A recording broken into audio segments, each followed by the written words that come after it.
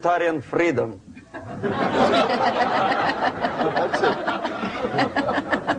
Now, to reverse this process takes enormous effort.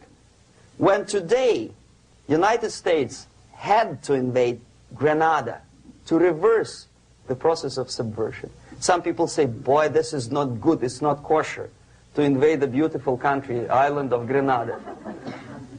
Well, why didn't you stop the process here, when Grenada was just approached by leftists?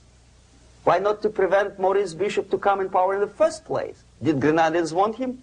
Very questionable. They didn't know who was Maurice Bishop in the first place. He came to power by coup d'etat himself. Okay?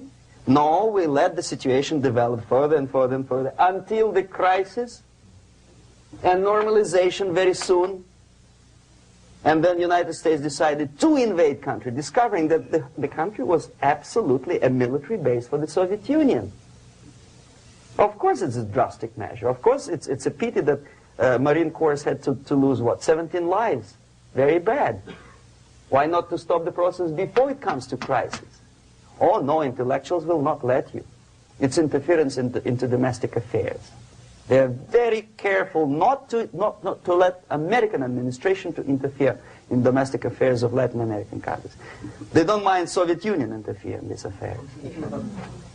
Okay. So to reverse this process, from here, it takes only and always military force.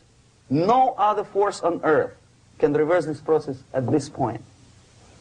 At this point, it does not take military invasion of the United States Army. It takes strong action, like in Chile, a CIA covert involvement to prevent the savior from outside to come into power and to stabilize country before it erupts into civil war. Stabilize country before it erupts into civil war. Okay? Support the right-wing conservative forces. By money, by crooks or love, doesn't matter. Stabilize the country. Don't let the crisis develop into civil war or invasion. Oh no, your liberals will say it's against the law. The Congress will not appropriate money for covert actions of CIA. Why not? Should we wait till the normalization come and Soviet tanks land in Los Angeles airport? Now, at that point, at the point of destabilization, also the process could be reversed. Again, easily than this. No CIA involvement at this point. You know what it takes here? Restriction of some liberties for small groups which are self-declared enemies of the society. As simple as that. Oh no, the media and liberals will tell you this is against the American Constitution. How can we, by force, deny the civil rights to criminals, for example? It's not good. Okay? So we allow them to. Okay, if you allow the criminals to have civil rights, go on and bring the country to the crisis. This is a bloodless way to do. Curb the rights. I mean, not to put them in prison. No, I'm not talking about putting all the gays from San Francisco in the concentration camp. Do not allow them to take political force. Do not elect them to the seats of power, whether it is municipality level, state level, or federal level. It has to be beaten in the heads of American voters that a person like that in the seats of power is an enemy. Do not be afraid of this word. It is an enemy. If he is not an enemy here, he will be here. Later on, he will be shot, of course.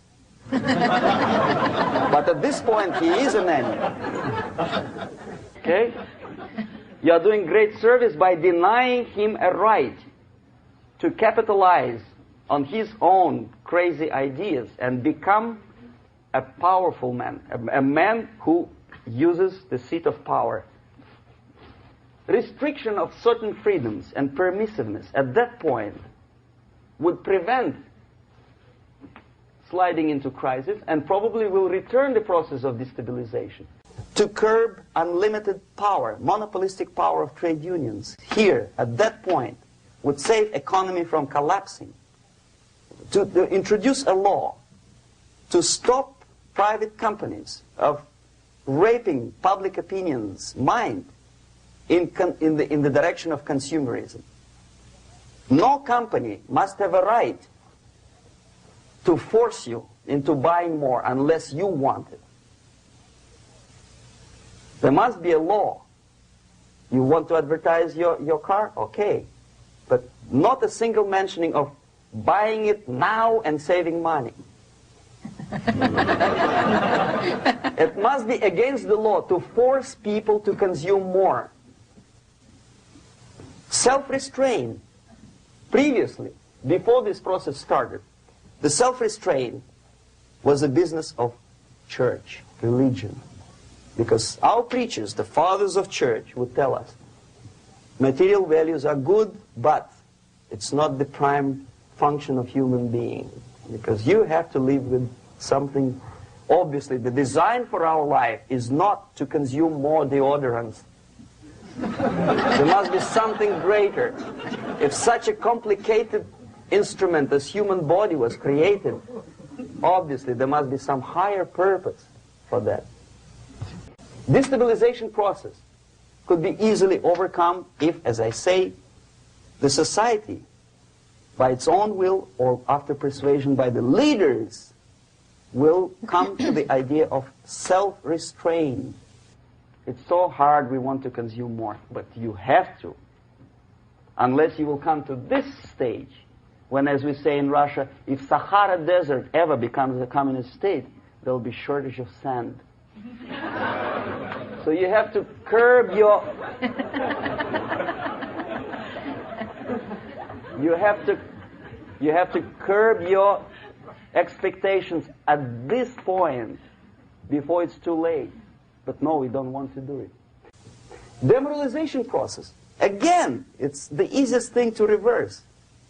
First of all, by restricting import of propaganda. The easiest thing to do. Unlimited, unrestrained import of Soviet literature, Soviet journalists, giving Soviet propaganda and ideological agitators equal time on American TV networks. It has to be stopped. And it's easy. They won't be offended, mind you. As a matter of fact, they will respect America more. But when my former colleague Vladimir Posner appears on Nightline, and Ted Koppel asks him, well, Vladimir, what do you think about this? And what can he think? He is an instrument of propaganda. He thinks what Comrade Andropov tells him to think. He's just a nice, articulate mouthpiece of the Soviet subversion system. And Ted Koppel makes you believe that my friend Vladimir Posner thinks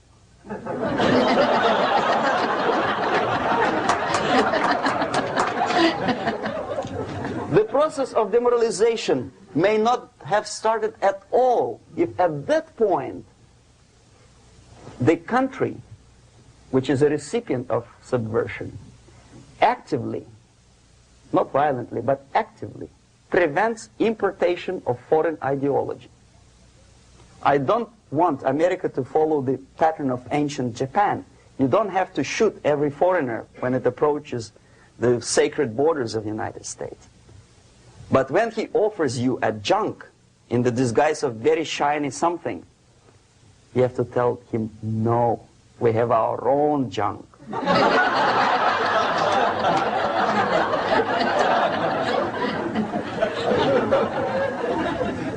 If at that point the society is strong, brave, and conscientious enough to stop importation of ideas which are foreign, then the whole chain of events could be prevented.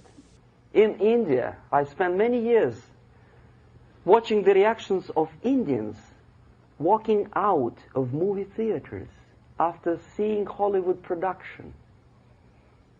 They couldn't figure out why Americans are so wasteful. They smash their cars, their shiny cars, every 5 minutes. How come they shoot each other for $500,000? Is it true that they're so obsessed with sex? Can you imagine showing a movie where each 5 minutes there's a copulation on the screen? to a country like India with long tradition of respect to these private matters, or to Pakistan. And United States expect these people to respect you? No way. Oh yes, they will see the movie, they'll pay 5 rupees to see that garbage, but they walk out and will tell their kids, don't respect Americans, don't be like Americans. See?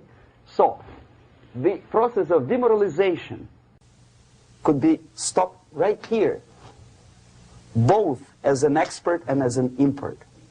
And that takes one step, one very important thing to do.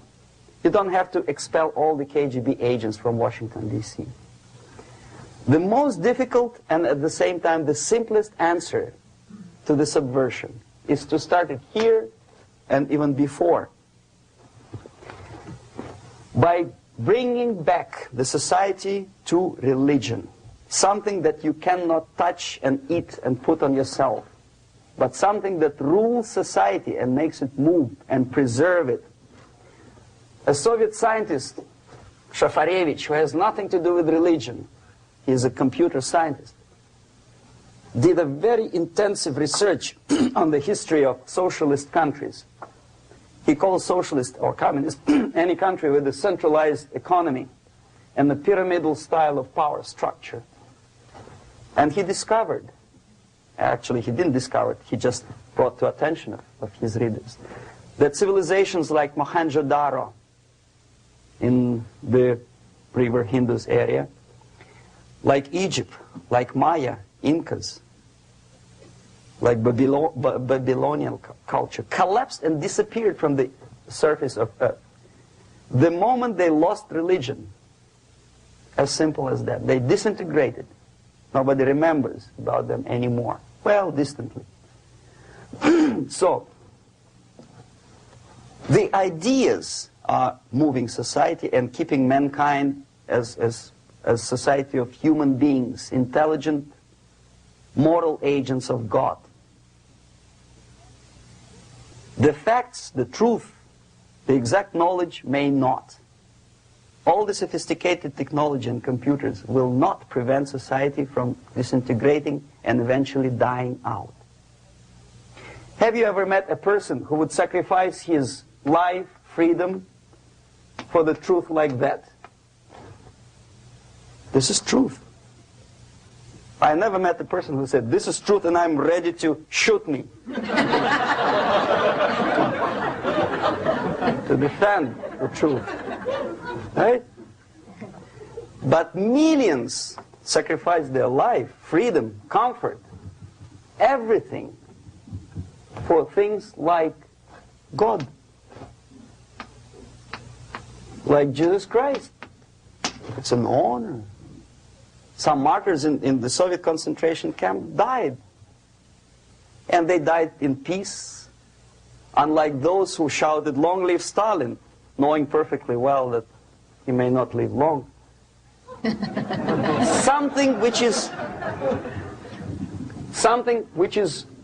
not material moves society and helps it to survive. And the other way around. The moment we turn into 2 by 2 is 4 and make it a guiding principle of our life, our existence, we die.